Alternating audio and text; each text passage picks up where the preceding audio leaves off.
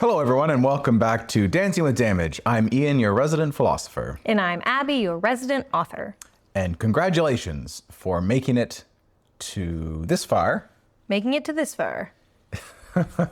I'm not the resident linguist. We need to get one of those. Yikes. Yeah, if you know anybody. So, congratulations for making it this far because, Abby, we have made it to the end of the substantive steps of the social blueprint. We started at an understanding of what damage was, a self-sabotaging, subconscious desire that humans have had exacerbated. I like that word you used last episode, since the Industrial Revolution.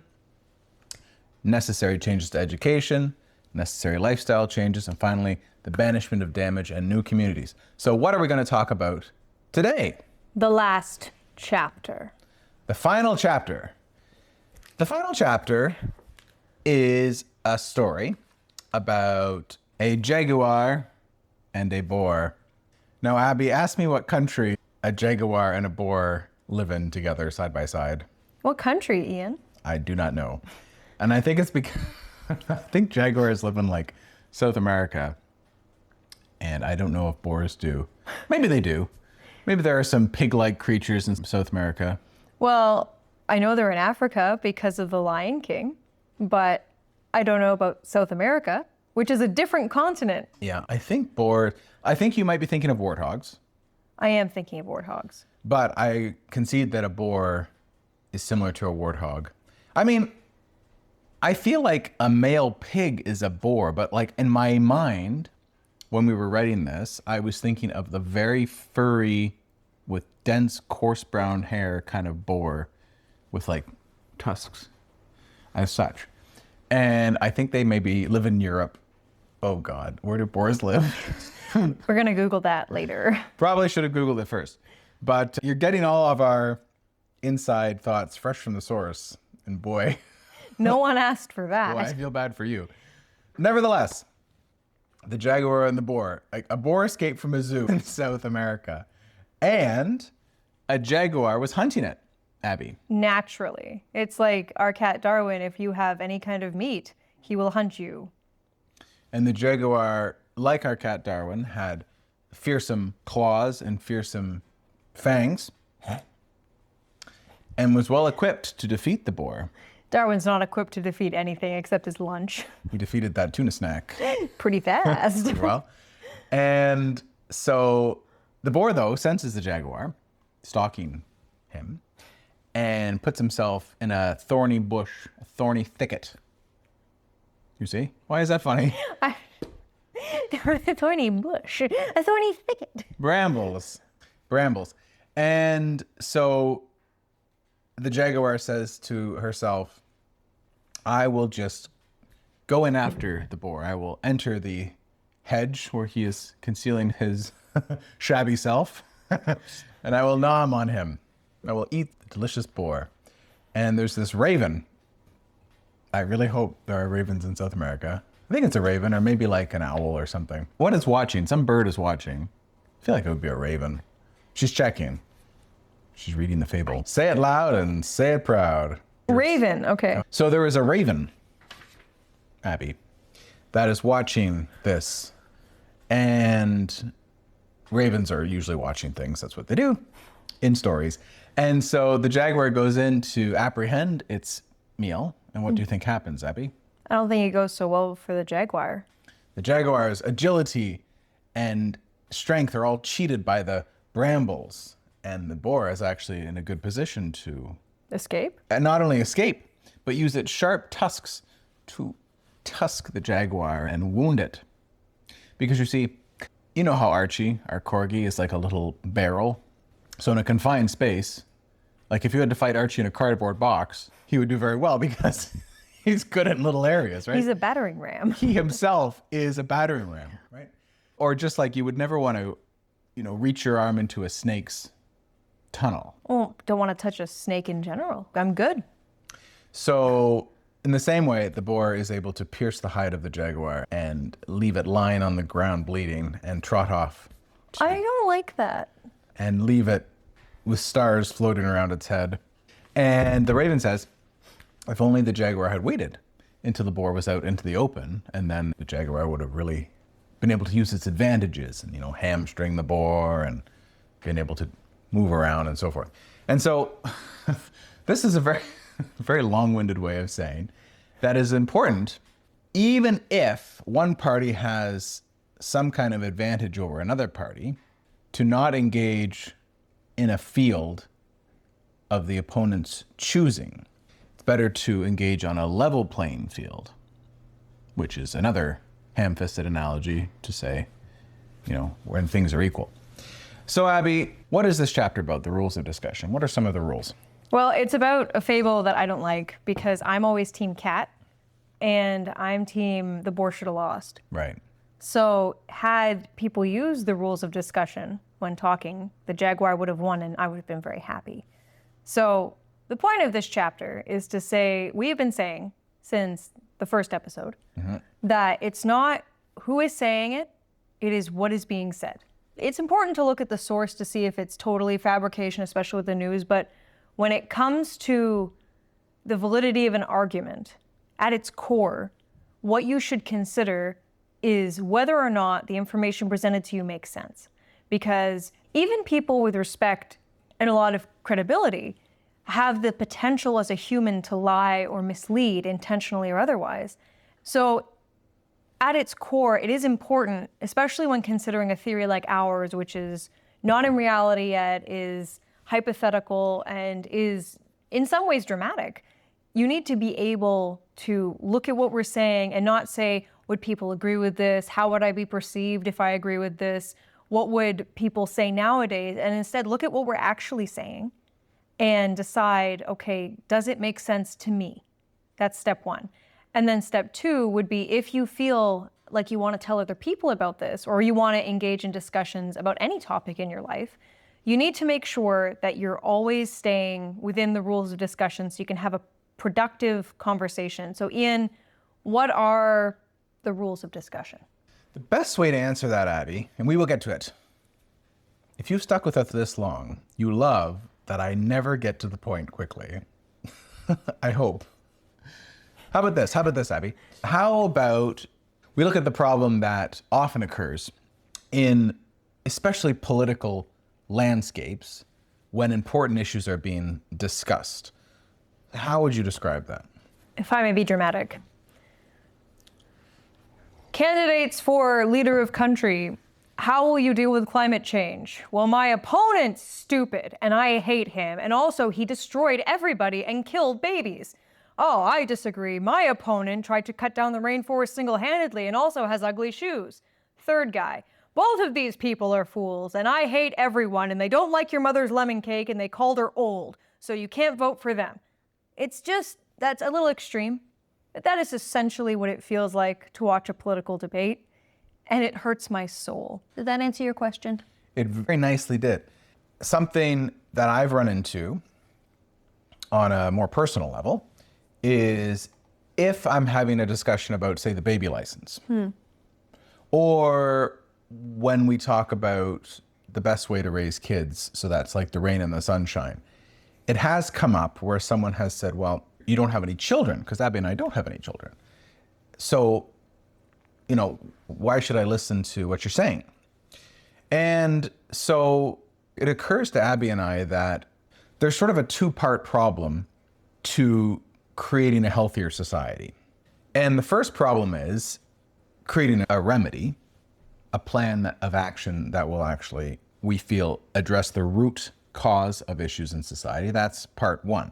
But part two is actually having that plan being received, because the way that arguments are conducted and discussions are conducted about important subjects in this day and age has fallen so far from what is proper that even a very good argument could just be dismissed or ridiculed or ran over by the boar, essentially, the boar we talked about. And I'll just give one quick analogy.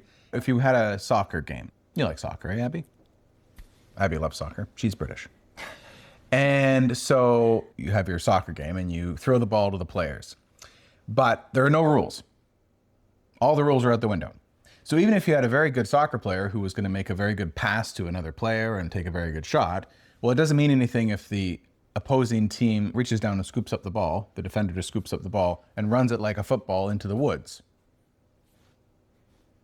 You see, in order for the game to be constructive and good, first you have to paint the lines on the pitch and you have to explain the rules. You can't touch the ball with your hands and you can't punch that guy. And, there can only be 9 people on the field or whatever. There can't be 150 like this team, right? And the game starts at 9 o'clock in the morning. So all the goals that your team scored at 2:30 a.m. before anybody showed up, those don't count, right? And this is when it ends. And if the whistle blows, so we accept that in almost all engagements where we're trying to figure out which side has the better performance, any sport, for example, we accept that rules have to be in place, except when it comes to the most important type of engagement, which is a discussion of ideas. We have abandoned that, and we have for some time. And so in the same way, we'd like to see that reinstated. And to look at it from the other perspective, which might help to conceptualize it, because I understand it can be a little abstract to talk about the rules for discussion. Let's say we're talking about the baby license, and someone says, well, what grounds do you have to speak of children? I could turn around and say, hey, I have been a teacher for years. I have dealt with thousands of students, and I spent more hours every day with them than their own parents. I know these kids better than their parents do, and I've met so many and dealt with so many different neurological exceptionalities and seen so many backgrounds that I'm more of a professional than a parent. I could say that, but A, that doesn't mean that I am a parent, and B, that shouldn't be the reason you listen to me, because there could be a parent that has 12 children and they could treat their children poorly. And there's actually been cases in the news in the past couple years of parents who are very famous or parents with a lot of children. And it turns out that they treated those children very badly to the point where criminal charges were laid and they were found guilty in a court of law. So you could argue that someone with 12 children should be considered more of an expert on children than someone with just one. But why should the person who has just one child have less valuable experience than someone with 12 children? Why should a teacher who's dealt with thousands of students have more standing to talk about children than a single parent with just one kid? It doesn't matter. As humans existing in the world, getting to the point where we're adults, we all experience in different capacities, through family, through friends, through just being in society, what it's like for children to exist in the world. Every single person does. If you've been to a restaurant, you've got a glimpse of how kids are. They can be good, they can be bad. If you've been to the mall, if you've been to an amusement park, a museum, if you've walked down the street, every single person has experience in their own capacity of what it's like for children to be alive and how parents interact with them, and whether or not in your gut that feels right to you, and whether or not you feel in a productive society that children should behave that way or parents should behave that way. So in essence, it doesn't matter and it shouldn't matter what credentials someone has, because that shouldn't be the reason you do or do not listen to them. It sort of goes back to common sense. Everyone has the capacity to have understanding. So what we're asking you to do is not look at what we are saying as any kind of professional or with any kind of standing. We're asking you to say, hey, as a human being, whatever capacity you have, whatever understanding you have, does this make sense to you? Because we're not going to turn around and say, oh, you don't have kids, so you can't talk about the baby license. That makes no sense. And we're not going to say, oh, you have at least 5 children. Now you can talk about this policy, because you know. We all know. We're all human, so it's important we all are given basic respect. And we don't judge people based on parameters we impose based on our personal perceptions, because those can be one of the biggest red flags and one of the biggest potential sources of bias that we have. That's right. And on the flip side, we're not trying to alleviate the burden of expertise. You see, on the flip side, I was in the military for 10 years. I have been a lawyer for 10 years. These are facts. But I don't ask that anyone place any more weight on the chapters where we talk about the military or law in the book. Because again, Abby's 100% right. The reality is the world has gotten so tumultuous that we can pretty well all think of an example of someone in a profession who just doesn't know what they're talking about, but uses their title or their degrees as a way to bully lay people in that field into believing them. So maybe a really good example to prove that that's a bad way of looking at it. We will get into the rules of discussion, by the way. They don't take that long. This is actually leading up to the biggest thorn bush that the boar hides in. Ad hominem attacks. We're going to get to that. But an easy way to think of it is this. In the justice system, in a courtroom, if a witness takes the stand and testifies as to what they saw, even if the witness is a homeless person or someone who uses drugs or someone who has been unfaithful in relationships or someone who is old or someone who is very young, it doesn't matter to the judge. What matters to the judge is if the story that they tell holds water or is logical. In Canada, probably around the world, because I think probably Lord Denning said it. He was always saying... He's always saying stuff. He was always saying things, that guy. The question was whether the witness's testimony had a ring of truth. I like that turn of phrase, ring of truth. Now, there is an exception to this. Well, there are a few, but the big exception is if someone has a record for crimes of dishonesty. You see, a witness can take a stand and give evidence in a criminal case, and they themselves may have a criminal record. Happens quite frequently.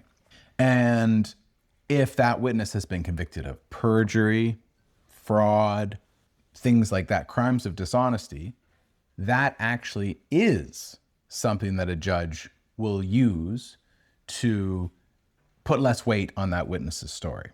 So what we're saying, and this will tie into some political figures or people in today's day and age where they actually have such a bad track record of credibility and of dishonesty that it is possible to kind of put less weight on what they're saying right out of the gate.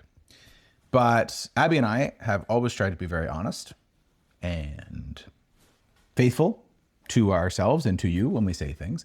And so that's why our argument should be given the same consideration as any witness in the witness box. You are the judges.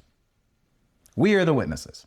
We say to you, we have observed that if a child is given discipline and affection in equal measure, it is the path of sacrifice and love will be generated from that. That is our evidence, based on what we have seen in the world, based on people we have talked to, based on the philosophy of damage. That is our evidence. It applies to animals to some degree. It applies to older children, young children, even applies to adults to a lesser degree. So that's sort of our testimony. Anyway, we get into the rules of discussion. Again, this is all about how to have a productive conversation. Yes, and I for me, apparently, it is to bang my fist on the beanbag chair. On the beanbag chair, dramatically. Is it a beanbag chair if it's full of foam? I've been wondering that since we bought them. So we purchased these beanbag chairs because our cat and our dog destroyed our couch.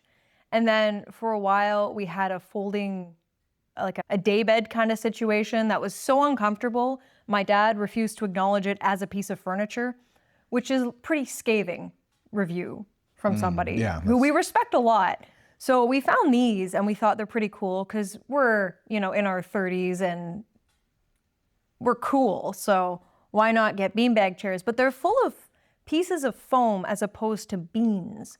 So do they still qualify as bean bags if there are no beans to be bagged? I don't know. I'm asking. I've been wondering that for a long time now because they also hold their shape much more firmly because the beanbag chairs from the 70s kind of like smush in and they move around. They're noisy. These are very solid. This is what I've been thinking about in the back of my head. Yikes. Well, yes, and if there is a famine, these are not going to be filled with delicious beans. I wonder if they have a word filled with actual, like, dried kidney beans or something. They must have been. I mean, why else would they be called bean bags? We don't know. We're speculating. This is all just us. This is the kind of conversations you get if you ever come to our house and hang out with us. So it's just what we sound like. Abby, unlike these chairs, we're full of beans. So anyway, okay, let's get through the rules of discussion. Let's do it. So there are 5, right? Okay, just list them off. Abby, number 1. Ad hominem attacks. Okay, and we're going to do examples of these with Abby and I in a little bit, but we're just going to get through them just so you have a little appetizer. Interruption. Filibustering. Use of bad data. Unintelligible arguments. Oh, those are the 5? Yeah. Oh man, I can think of 2 more right off the hop. Well, we can add stuff. This is our discussion. We can say whatever we want. Yes, we will. Watch you forget the other 2 when we get to them. Or maybe, I guess maybe they're so notorious that they don't even count as a... I'm thinking of swearing and yelling. Yeah, I mean, I feel like the common human, maybe, would realize that if you start swearing, that's a no-no. If you go to a government office or most public buildings, there's a big sign that says, if you are rude or you swear, you will be removed and you will not be served. They have them in the doctor's offices now. Yeah. So, You know what we'll do? So swearing and yelling is the form of intimidation in order to win the argument by cowing the other person by showing how tough the yeller or the swearer is. And so, we should add it in. well, it can go under ad hominem attacks, actually. Okay, Maybe that's the way we'll that's the way we'll... do it. Because it's literally attacking the other person. So, Also, if you punch the other person, this is an ad hominem. if you assault, if you cause a crime, Yes. that's an attack. Yikes. And for those who may be like me and had never heard the phrase ad hominem attack before you met Ian, what does it mean in lay terms? Ah, yes. From the lingua latina, Again in English? from the Latin language. Ad meaning, oh God. You don't have to translate it. They just want to That's know what it good. means. Everyone knows what ad means. I mean, I think it means two, but now I don't know. Were But you ever sure? no. And hominem, which means human, I think. So towards a human, I think is what it means. Anyway, what an ad hominem. We're just going to go through examples just so you get an idea. Okay, so Abby, I want you to give me a logical argument you want to have a discussion with me about, and I will do an example of each of these faux pas. Go You're ahead. supposed to say what an ad hominem attack was. I'm going to just give an example. An ad hominem attack is when a counter argument to an argument is made, which doesn't Address the argument. address the argument. It addresses the maker of the argument. Okay. Ian, I think that climate change is a problem and we should take steps to address it. You do not have a PhD in climatology. So what do you know about it? So what he did there was, instead of addressing what I said, which is that climate change is a problem and we should address it, he attacked me, the person, by saying because my education is not sufficient to whatever imaginary standard he has, therefore I have no standing, therefore nothing I say on the topic of climate change is worth listening to. That's a huge problem and essentially the one we've been fighting this whole time. Yes, very true. And okay, what's the next one? Interruption. Okay, Abby, why don't you give me an argument and I will demonstrate this breach of discussion. Of all the cases... And once I do that, I will definitely be able to show you what it is. You probably experienced this before, where you're trying to have a conversation and then all of a sudden in the middle of your sentence, I was waiting for you to interrupt me. I know. I didn't do it. That was so cheeky. I'm so nefarious. Yes, so this is pretty common in political debates and it leaves a lot of people scratching their heads. You know, while I've been alive and watching political debates, mainly I watch the Canadian and American political debates. And I've always been scratching my head for the last few decades as to why the moderators allow one party to just start talking in the middle of the other party's speaking time. I think there has been occasions where they'll mute the mic, but it's not been the general rule. And it's very disenchanting. That's not a word. It's very disillusioning. It's very disheartening to see that the structure of that high level of discourse is so fundamentally flawed that it allows that kind of thing. And I'm sure you felt it the same way. Abby, how do you feel when there's like a political debate going on and one person just starts sniping the other party while they're trying to make a point? It hurts me. I have flashbacks to class where you're trying to teach and a 17-year-old thinks they're funny and starts trying to talk over you when you're explaining how to do your test. And it just frustrates me. I often have to walk out of the room. I just can't do it. I can't do it. Okay, what's the next? What are we going to call these? So these, These are the rules of engagement. The rules of engagement for discussion. Or the rules of discussion. The rules of discussion. And so these are what the rule is: to not do something. Yeah, to not attack in an ad hominem fashion, to not interrupt. And 3, to not filibuster. Okay. So, Abby, you make an argument to me. Whereas chipmunks are small and squirrels are supposed to be big, the weird red squirrels that live by our house should be classified as chipmunks because they're as big as chipmunks. Indeed. And Abby, how many minutes left would you say we have in this episode, roughly? I don't know. Probably we don't want to do more than 10 minutes, right? I mean, if our friends want to hang out with us, maybe. I don't know. Well, that reminds me of a story. You brought up chipmunks, and I'm going to tell you a little about chipmunks. That you say that squirrels should be classified in a different classification, but actually you have to realize that the chipmunk and the squirrel, they're very similar in the fact that they have long tails, but one has a shorter tail. And you may wonder why one has a longer and shorter tail. But in fact, when I was a kid, and actually I was talking to a friend of mine when I was a child, and basically they said that if a squirrel and a chipmunk were on each other's backs, like a piggyback of a chipmunk and a squirrel, then it would be really easy to measure the squirrel's length of tail versus the chipmunk's length of tail. But then, and this other fellow, he was from Uganda. Now he had this great measuring tape, but it was made of a snake's bladder. And this is very common too. So would you like to explain what filibustering is with less words? Essentially, filibustering is knowing that there's a set time limit for the engagement to occur and taking up so much time that anybody watching the engagement grows bored and doesn't care about the outcome anymore. Because you see, within an engagement, whether it's a sporting event or a discussion, it only truly has meaning if there are people watching. It's good to have a one-on-one discussion. That's productive for the parties. But humans most like it when there's a judge to see which side won, because always the parties in the discussion, typically, unless it's a very one-sided affair, usually that party thinks their argument is the best one. That's why they have it. Mm-hmm. So if two people have a debate, if you and I, Abby, have a debate about which is the better animal, dog or a cat, Abby might say cat, I might say dog. And we've had that debate before, haven't we? We have. And neither of us has ever convinced the other of our point. We've conceded that the other has made valid points, but without a judge or an audience, a discussion is only 50% what it can be, because the audience is the one who decides which side had the most merit. And that's what it boils down to.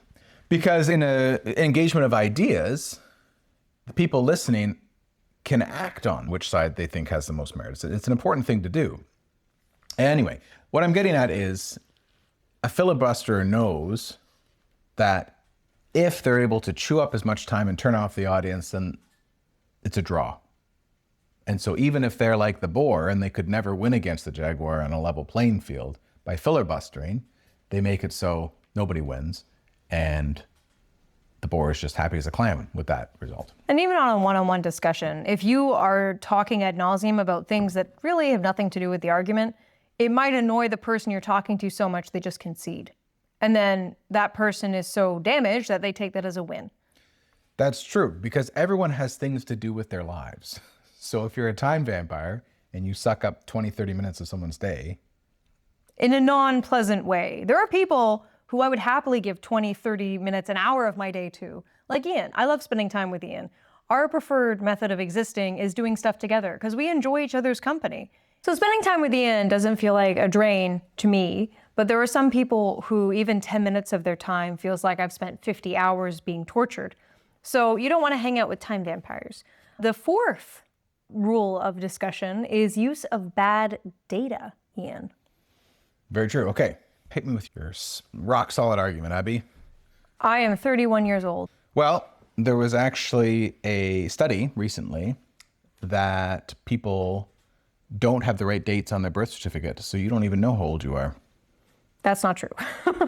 So people just sort of make stuff up, or they quote sources that they haven't checked to be actually factual. And just to be very clear, a fact is a truth that is always a truth. You can't argue a fact. A fact is an ultimate, inevitable, permanent inevitability. Oh my goodness. It sounds serious. Do we need cream for that? You know what I mean? But you can't argue with a fact. A fact is a fact. And if you are wrong, it is not a fact, it is a thought. All right, 5, unintelligible arguments. Oh yeah, this is a common one. Okay, Abby, hit me with another discussion bullet. I think because we work out very frequently, I should eat more chocolate cake. The sodium countenance of a patisserie does indeed overcompensate for the deleterious effect of caloric intake, but not if the output of the source is over-encumbered. He's just saying words. It doesn't mean anything. This is very common. So, not the most common one, but it's one I see frequently. In the legal community, is very common. Medical community, very common. And in other fields, very common. If someone has spent their whole life in a field, engineering or whatever it might be, they may, if they're damaged, try to impress their audience or the person they're talking to about a subject by using really technical terminology or shop talk. And it's annoying because they're not technically lying, but it forces their opponent to either concede or to admit that they don't know what the other person just said. So it's a catch-22 that a person is using unfairly. So these are, is that the 5th one? Very nice. So with those in mind, Abby, without breaching any of these rules, it is possible for two people, with or without an audience, with or without a judge, to have constructive discussions. And in the book, we argue that if someone is breaching one of the rules of discussion, they are actually conceding the argument. Try convincing them of that, but you'll know that they've lost. That's right. And this is why an audience is always very important. Because if you can have one, again, it can be very helpful. And Abby and I have one-on-one arguments all the time. Call them arguments, call them discussions. We all know what we're talking about. One person has a point of view on a subject, the other person has another point of view, and they exchange points to support their side of the argument to see which position is, as Abby puts it, a more inevitable, permanent truth. She put it so with so much finality. I quite liked that. It is. It's a fact. It is finite. It is final. But what we would like to see in society generally, and so it can hopefully start with us or start with you or wherever it wants to start from, but the notion that if any of the rules of discussion are breached, it's actually a forfeit for the one who breached them. And we see this in sports. Mm-hmm. If it's against the rules to pick up a soccer ball and someone does, they get a card and they're punished for that. If they do it again, it's a red card and, they can be off the field, for example. So here's the chain of logic that leads us to that conclusion. So number one, let's take ad hominem attacks, for example. Okay? Probably the most common breach of the rule of discussion, belittling the maker of the argument and not the argument itself. Okay. So you said earlier that you sometimes have views on children, and somebody might say to you, well, you're not a parent, so how could you know that? Or why should I listen? So here is the first brick in that ad hominem attack, showing the user of the ad hominem attack actually is conceding the argument to the person they are attacking. So the first chain, my Band-Aid has become a string. Anyway, so the first block of that logic is this. So if you make an argument to me and I belittle you, the rationale for that in the damaged person's viewpoint is if I belittle the person, I belittle the argument. If I defeat the person, I don't have to defeat their argument because I've defeated the person already. But the next chain of the logic is this. that presupposes that person A's argument is weak. That's why person B is doing this. But then the third block of logic kicks in. Well, if the argument is so weak, then couldn't person B have just addressed that weak argument and easily overcome it with some sort of logical point? Which leads us to the fourth block of the logic, which is that, in fact, person B is not able to defeat person A's argument because person A's argument must not be weak, it must be strong. And that is why person B is resorting to attacking person A themselves.